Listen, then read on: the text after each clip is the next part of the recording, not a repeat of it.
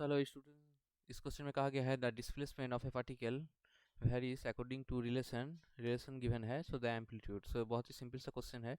सो हम लोग इस टाइप का सवाल को कैसे सॉल्व कर सकते हैं?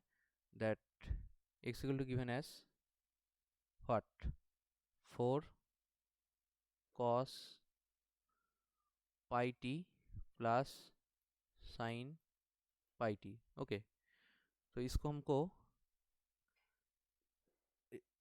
ऐसे फॉर्म में लाना पड़ेगा। दैट विल बी व्हाट, हम लोग क्या जानते हैं, X equal to A sine angle कितना होगा omega T plus five. Okay, ऐसे फॉर्म में इसको लाना पड़ेगा। सो कैसे?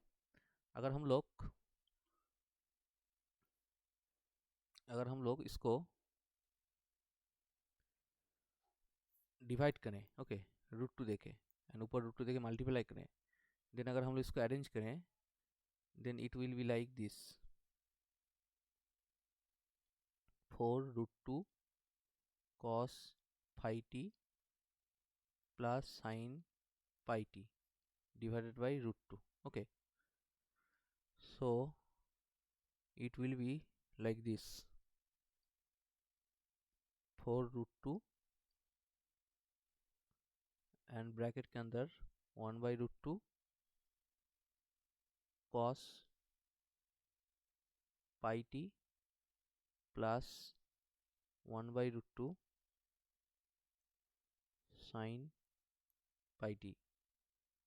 सो ऐसे हम लोग अरेंज कर लिए। ओके, नाउ हम लोग बैक कैलकुलेशन कर रहे हैं 1 by root 2। ओके, तो इसको अगर हम लोग साइन 45 डिग्री लिखें तो कुछ गलत नहीं होगा। ओके, क्योंकि साइन 45 डिग्री का वैल्यू है 1 by root 2 इंटू जैसा है वैसे रख देते हैं cos फाइव टी प्लस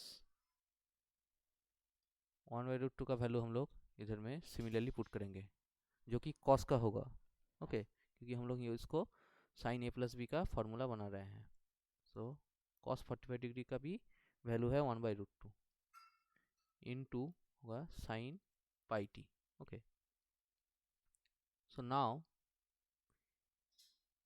एक ऐसे दिख रहा है that sine A cos B plus cos A sine B. Okay, so हम लोग it looks like the formula of sine A plus B. Okay, so A अगर यहाँ पे 45 डिग्री है A plus B. Okay, so और हम लोग अच्छी तरीके से अगर इसका अरेंज करेंगे then it will be sine omega T की जैसे pi T plus 45 degree. Okay, so हम लोग क्या जानते हैं दैट एक्स इक्वल टू क्या होता है, X equal to A sine omega T plus five.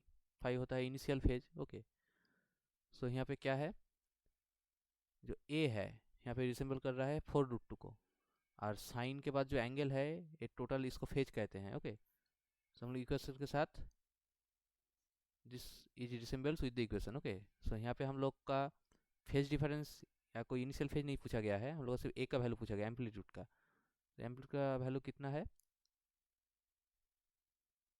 और option will be option C will be correct. Okay, so our option C will be correct।